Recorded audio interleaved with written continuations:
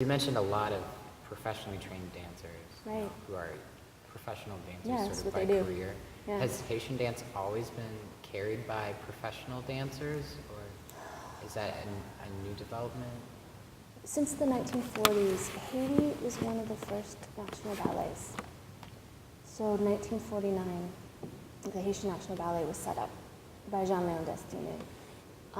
Prior to that, that was before most of the decolonization movements in the world, right? So Africa was still colonized. Most of the Caribbean was still colonized. And Haiti's like, we're going to set up the national ballet, okay? Because they had their revolution in 1804. And this was actually during a period of time when it was stable and they had a democracy, quote, for Haitian style, but they had a democracy. And so they had a whole bunch of, the first touring company was run by Lina Martin-Blanchet. It was like 1935, and they actually did the Chicago World Exposition. Yeah. And out of that company came Jean-Léon Destiné and a couple other artists. And Jean-Léon was very lucky because he went through the Haitian Institute of Ethnology. So like the Haitian anthropology, basically, and got a degree back in the day. Was lucky enough to get a scholarship to study, of all things, printmaking in the United States in the 1930s. And he was rolling around New York doing stuff with, like, you know, the new dance group. He danced for Asadada de Fora, okay? And had this wide, he's like, of course I changed my name because I was Haitian, and I couldn't let them know I was Haitian. I had to let them know I was African. And whatever, politics of it. And he had a company that he started in the US.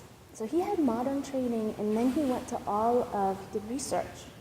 He went to all of the different voodoo temples and found the best dancers and took movements from those places and got permission from the priests, from the Ungan. This is what I'm doing, I'm setting up this national ballet. So when he set up the national ballet, this isn't like, he got funding from the government, right? The government said, okay, you're in the US, come over. And he had to train people. So there were really amazing dancers from ceremony, but they would do one dance really, really well improvised. Because the base of this stuff is all improvisation anyway. It's not like there's set choreography per se if you're trying to get a spirit. Like dance. There's people that specialize for each deity. Yeah. So like someone would be like, okay, this person has the best dance, best fire dance in the country. So he went around and auditioned people from all over Haiti, found the best person that did each improvisation, and then he structured those improvisations. So there was this structured improvisation coming out of Haiti in the like 1948. Before we even knew what that really like could define that in a way here, it was happening in Haiti.